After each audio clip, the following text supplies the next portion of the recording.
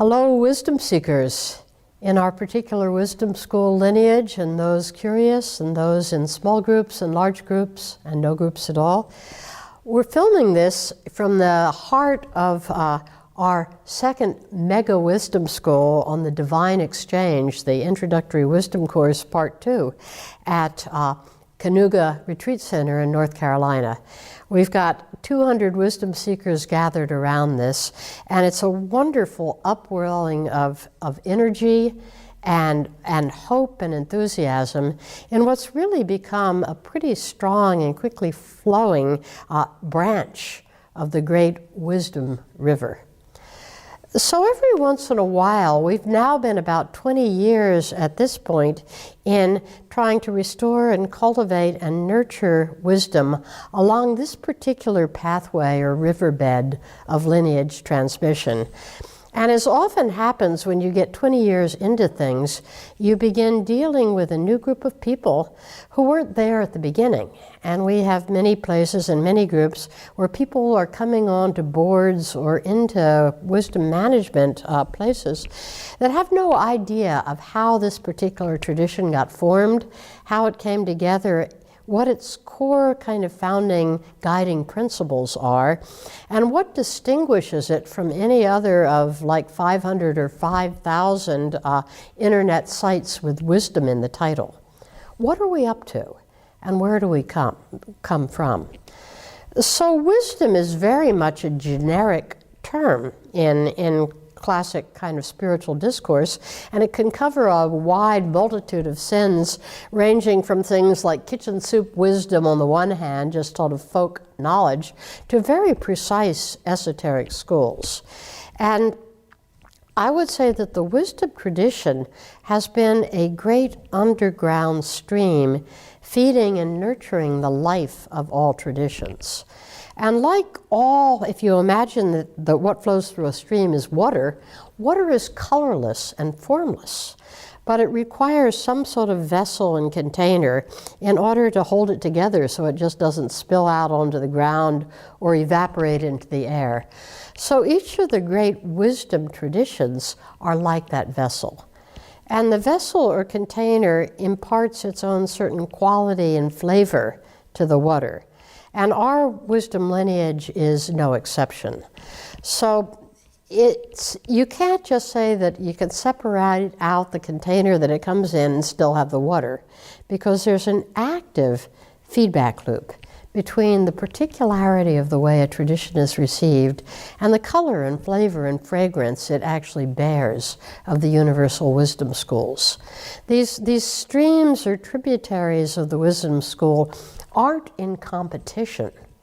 It's more like the classic story of the 5 blind men describing the elephant, that each particular branch tries to describe and capture the flavor of one particular and authentic combination of knowledges and resources and practices.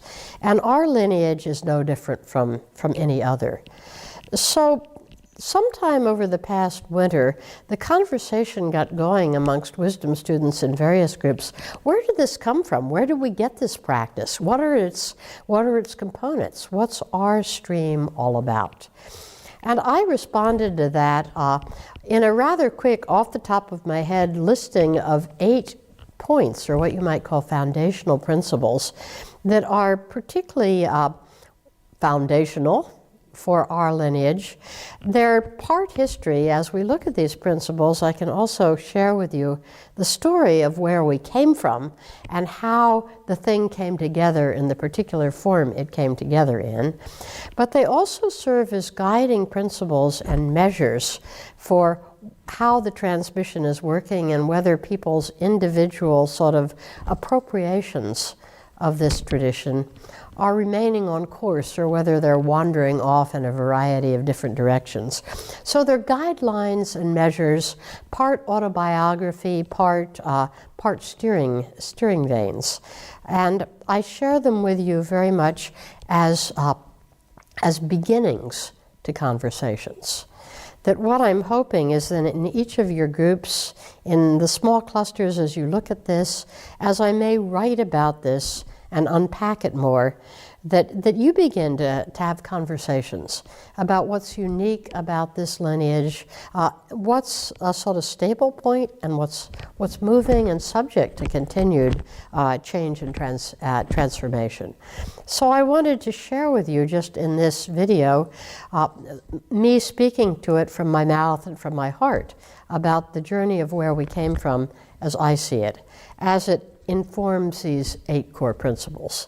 So I'll lay out the principle, and then I'll look a little bit about what each one was, what it's founded around. I should say very briefly, just in terms of my own history, that the lineage stream that we're working in now came to the ground as a full-blown form in 1999 in British Columbia, on Salt Spring Island, actually, where I was serving a wonderful 7 years as sort of resident hermit and wisdom teacher for a great organization called the Contemplative Society, which is really the flagship in our wisdom flotilla. And it was there on the banks of Ganges Harbor that we put together our first wisdom school and began to develop in the small groups there the practice that has grown now to this wisdom school with 200 people here in North Carolina. So essentially, our lineage came together as a fusion of 2 strands that I'd been exposed to.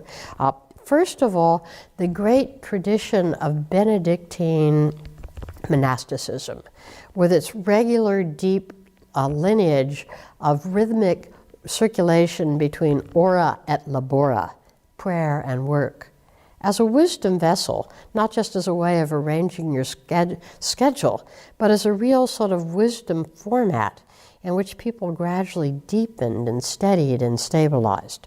So I had that in my background from way back. I'd been a Benedictine monastery hopper since about 1980 and was deeply formed in that tradition and continue to be.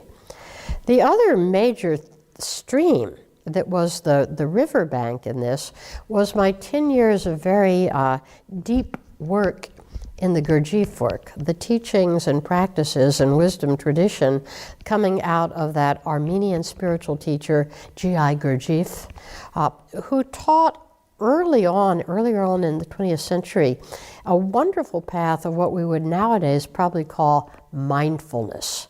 How do we bring presence? How do we bring conscious attention to things so that we don't just go through the motion, losing energy and living in a daydream of ourselves?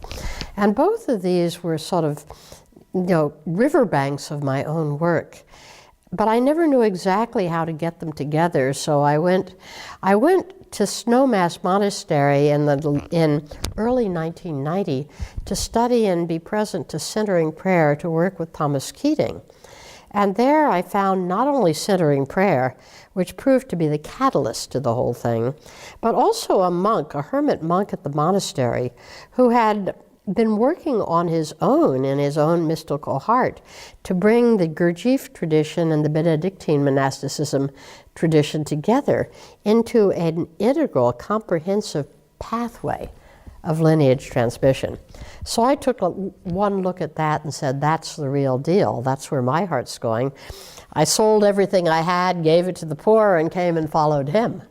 And in the 2.5 years that he remained on the planet, he taught me this particular fusion of Benedictine stability with conscious awakeness, with the open heart that we find in the deep contemplative prayer. And those became the cornerstones that became of our particular expression of the wisdom lineage. So with that as a backstory, let me get on to these 4 points. The first of them that's really unique and constitutive about our particular stream of wisdom transmission is that we're founded on a daily practice of sitting meditation, predominantly but not exclusively centering prayer, anchored within the overall daily rhythm of ora et labora as set forth in the Rule of St. Benedict. So in other words, the first and most important thing to say about our lineage is that it's a practice-driven, practice-based lineage. It's not about speculation, it's not about cognitive knowledge, it's not about books of esoteric doctrine. It's about sitting on the cushion, subjecting yourself to the rhythms that our tradition has passed on as the great vessels in which transformation happens. So we're grounded in the daily sitting. There are ways that I've come to discover and appreciate, almost in retrospect, that centering prayer, while it's not, it's not required in this lineage, centering prayer is particularly congruent to what we're doing, because as a practice, it's founded on the continuous letting go of thought, letting go of content, letting go of issues, agendas, letting the mind relax, unclench, release its stranglehold on objects of imagination and thinking. And this daily practice of letting go echoes so much with the kenotic heart of Jesus, the practice that Jesus taught, the practice that he lived, that the practice of centering prayer in and of itself strikes a resonant note with the core of the teaching of the Christian tradition and begins to prepare and pattern people to really put on not only the mind of Christ, but the heart of Christ. So it's a very, very good ground. We're a school that they call in some traditions a mesoteric school. In other words, we connect the exoteric, the external, the structural, the institutional church, if you will, with the esoteric, the deep inner meaning and understanding, the contemplative understanding of things. And the classic wisdom traditions have said you can't just leap from the exoteric to the esoteric.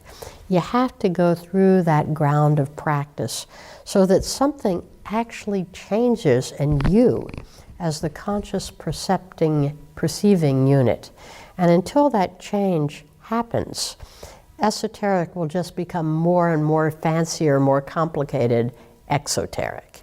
You have to change the heart, you have to change the way the teaching falls into the prepared being. So that's what we're really about. We're a practice-driven lineage. Whether we have a wisdom school, a seminar, we always take the time at the beginning of the day, in the middle of the day, and at the ending of the day to say, enough talking. We don't try to cram every spare moment full of more content. We make space for prayer, for meditation, and also the wonderful input into transformation that's carried in the chanting, the music, and in conscious mindful work. And we believe that wisdom is not about knowing more, but knowing deeper. Knowing with more of you engaged, with more of your perceptual understanding awake and online. And the real purpose in our lineage is to bring that kind of awakening about. So that would be point one. Point two, we are rooted in the Christian mystical and visionary tradition, understanding contemplation in its original sense as luminous seeing, not merely a meditation practice or a lifestyle. We believe that silence is not just a place you go to, but a way of knowing in and of itself. And without this silent way of knowing, that knowledge itself begins to become too cognitive, cerebral, and confrontational, propositional. So a little bit of backstory or commentary on that.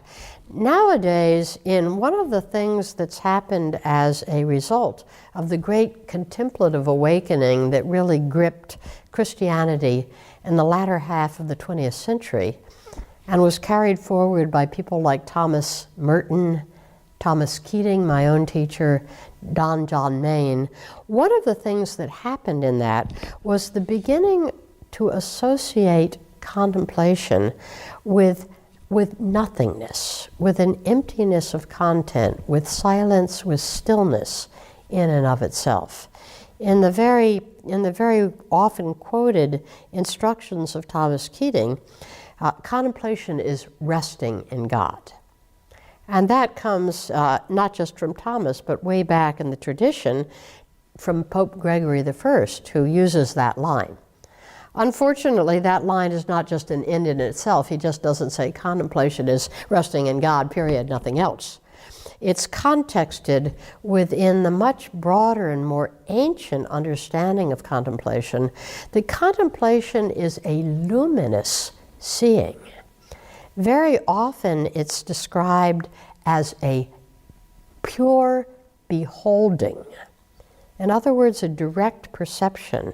It's sometimes described as knowledge impregnated with love. That was one of the famous early definitions, I think from St. John Chrysostom. So that in the early, if you read the patristic fathers, the first 4 or 5 centuries of the church, there's this very strong sense that contemplation is not content-free. It's not emptiness. It's not going into a place of total zero movement in order to seek restitution, stillness, regeneration. But contemplation merely stills the outer senses. What got to be known in the tradition in the course of its development as the faculties. Our memory, our reason, our imagination, our rationality, our will. It just silences those, pulls the plug on those sort of coarser and more earth-tied ways of perception, in order to open a place where a different and far deeper kind of knowing can begin to fill in us. One of the images I often use of this is when you learn to see in the dark, and as long as you're grabbing for your little flashlight, you can maybe see 3 feet ahead of you, and you've got some sort of seeing, but it's only by turning off the flashlight, waiting for about 20 minutes until your eyes acclimatize to the dark, that you actually discover you can see. You can see by a whole different sort of perceptive faculty, but you see. And you don't just get cooped up in little 3 feet ahead of you. You get a sense so that once you get the hang of it, you can walk perfectly confidently into what looks to be dark and really see where the path is leading. So I think that's a pretty good rough analogy for contemplation. If using our faculties to think and reason and figure things out is in any way similar to using that little flashlight, it does really, really a good job to illuminate that 3 feet around you. But for the deeper body, the whole forest and the night and the spacious canopy of heavens that surround you, it's going to keep you cooped up in something that's too small to take it in. So the idea is there's nothing to do but turn off the flashlight and wait till those other senses fill in. So contemplation and contemplative prayer, as it's now understood, is all about turning off the flashlight. And in that it's good. We got to turn off the flashlight or we're never going to get beyond the mind. But on the other hand, it has lost its emphasis on the fact that something else fills in. And it's not a kind of content or cognitive knowing, like I know this about that, but it is a knowingness that's so deep and authentic and whole that it can't be unknown. That people emerge from times of contemplation with a different knowing and a different way of knowing that can't be translated immediately into life. Tell me what you learned in contemplation today. But it comes forward in a different way of being present in the world, a different way of positioning our energy and our presence in the world, and a different way of knowing that something is known and moving out of that knowing without having to have lesson plans and cards and agendas and quotients and all the good stuff we use to manage the conceptual world. So we're affirming And identifying our tradition with that stream of the great visionary mystics, from St. Paul to Jacob Boehme, to Pierre Teilhard de Chardin, to William Blake, to the ones whose deep contemplation was directly related to a seeing of something of the heart of God that's brought back and transmitted into our planet. And that's where we go. So while we follow a practice, of daily meditation, it doesn't set up like a little centering prayer retreat in which we're doing 3 periods of centering prayer 3 times daily and working our way through the contemplative outreach program. And we're not in any sense glorifying a contemplative lifestyle. I think the term is an oxymoron myself. That what we're rather doing is placing ourselves, opening ourselves to both the disciplines and the gifts that happen when silence as a way of knowing becomes the whole of our life. So the third point is this, and I think this is a very, very distinctive feature of our lineage, perhaps the distinctive feature if I had to pick just one out of the pile and talk about what distinguishes us a little bit from some very, very close lookalikes. For example, the Living School at the Center for Action and Contemplation. Very, very close, but a little bit of a difference. And the difference lies in the fact that we incorporate a major emphasis, much more so than in conventional contemplative circles, on mindfulness and conscious awakening, informed here particularly by the teachings of G.I. Gurdjieff and by their parallels and antecedents in the great sacred traditions, particularly in Sufism. So, in other words, our emphasis is not on just learning the practices from the outside in, doing the practices because they're traditional or because they're pious. We're interested also always in how they interface with awakening. And awakening, as described in this great inner tradition, particularly as it was taught to me in the teachings of Gurdjieff, mindfulness, non-identification, 3-centered presence, not falling asleep. It's a whole discipline of being present when you're in the discipline. And you won't find that in most monastic transmissions, most monastic communities, not in most contemplative circles, where the practices tend to be looked at as ends in their own right, creating an ambience whose final product is piety or devotion. The transformation that we're looking at comes a lot closer to awakeness, enlightenment, a whole different consciousness that becomes stabilized and interiorized in us. This was, of course, the piece I brought in from the Gurdjieff work, was the piece then that was perfected by my teacher, Rafe, who'd been working on this same material in his hermit cabin for years and years and years to try and wake up in the monastery, so that it wasn't just a matter of you keep the rule and the rule will keep you, but it was a matter of not snoozing through your life, even in the name of piety. So we work with principles. One of the things that radically transformed our original British Columbia group, and in one sense parted the waters, was when we brought in and started working with Kabir Helminski's Living Presence, a wonderful, wonderful book. Kabir, who's a very good friend of mine, began his journey in Catholic Jesuit schools, went to Buddhism, spent a long time in the Gurdjieff work, finally found his home in Sufism, and wrote this wonderful book back around 1992, where he took these practices that come to us from the Gurdjieff work and Sufism and put them in a very simple form so they could be practiced as people with conscious awakening practices. So our little group in British Columbia dived into that, and by the time we got to the end of it, the people that were interested in simply Benedictine piety had dropped astern, and the people who had the bit in their teeth to wake up. What does it mean to be present? What does it mean that we snooze away our life? We're raring to go. And we began to add in practices that are never taught out in the exoteric world.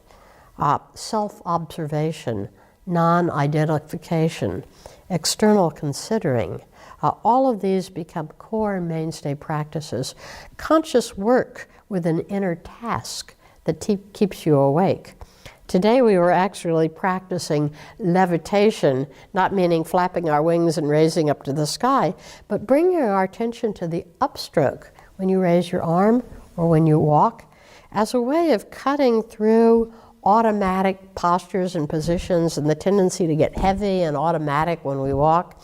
So there's always this kind of characteristic inner tradition play that lets people live in a different way in their own skin and is pushing them relentlessly, backing them into the corner from which there's no way out except to transform. So it's an inner school in that sense, a kind of baby fourth way school, if you'd like to call it that, in our lineage.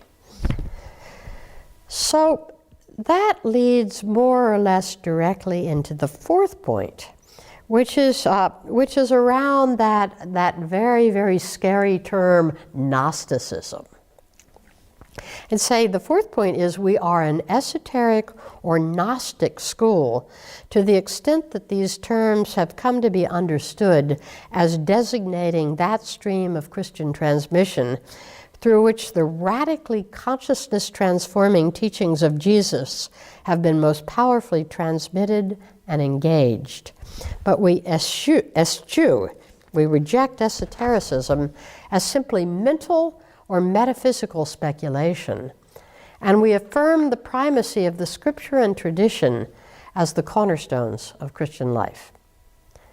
In other words, we're stating first and foremost that we're interested in transformation.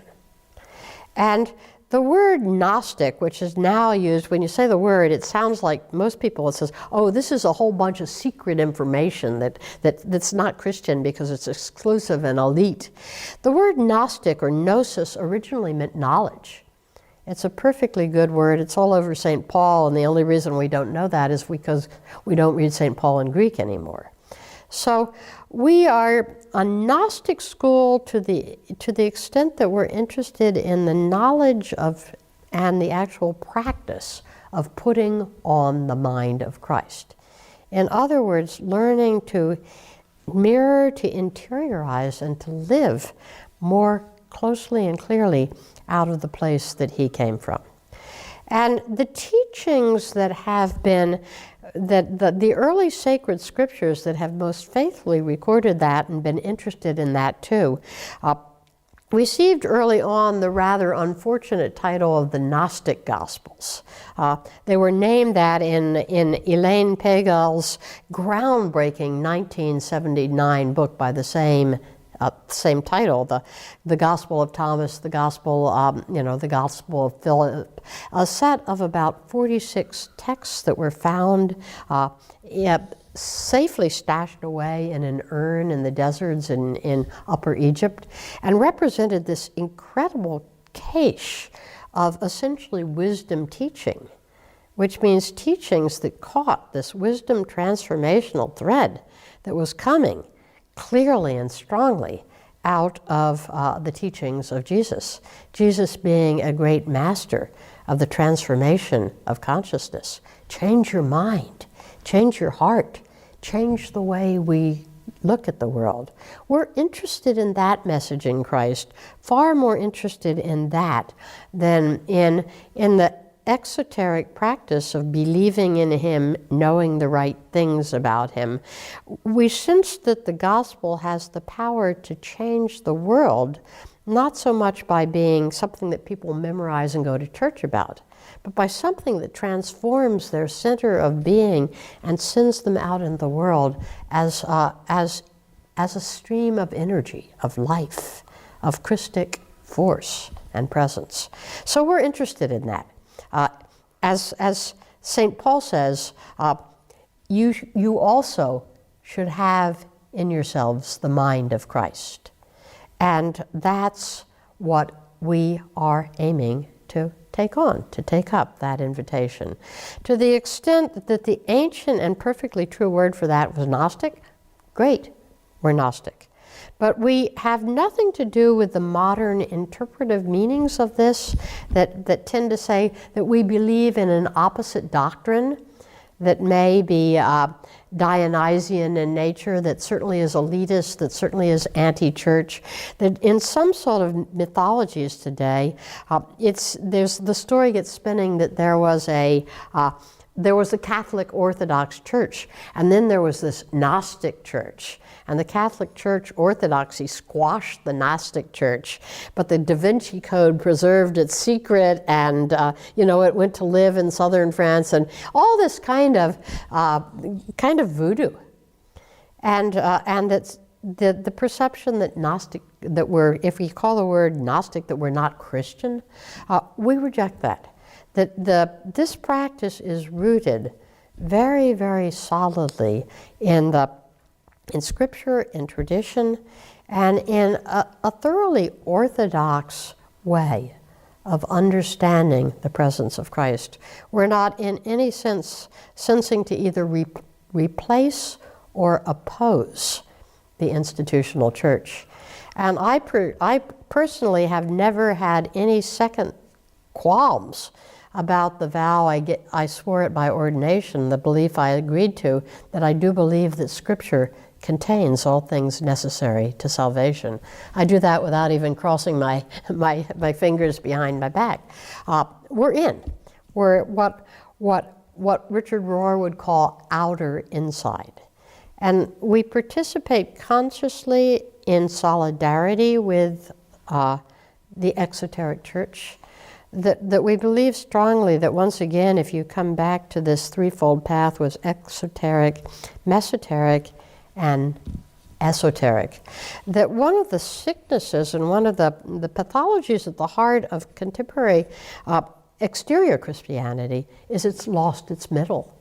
It's lost its mesoteric tradition, where people who hear the good news can actually come in and begin to go further in incarnating that. And because the Christian church has seemed so singularly uninterested in it, it's been interesting how that whole transformational piece has tended to get picked up by para-church institutions, things like AA, things like the Enneagram movement, things like recovery. All of these things give people tools to begin to do what the human soul evolving wants to do, which is to move from just book learning and belief into something that's actually beginning to stir and transform the heart. So we see ourselves as working in tandem with, in service of, in solidarity with the church and with the great work that goes on in the church of bringing people in, keeping the sacraments alive, forming a foundational ethics and compassion and morality within them. We're not opposed to any of this. We're in service of it. And we have many, many people within our ranks that are ordained pastors in many denominations.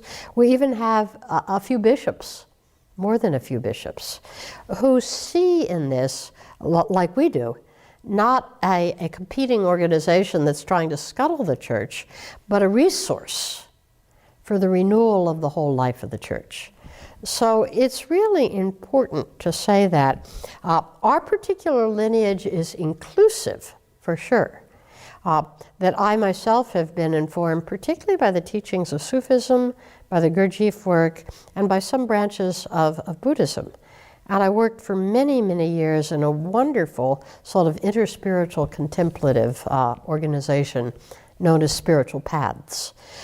So our view is boundless and embracing, but we know very clearly that our roots are in the Christian tradition, and our light holder and master and living pivot point is Jesus Christ, to whom we in our various ways and according to our own capacities to do so, learn to bow the knee of the heart.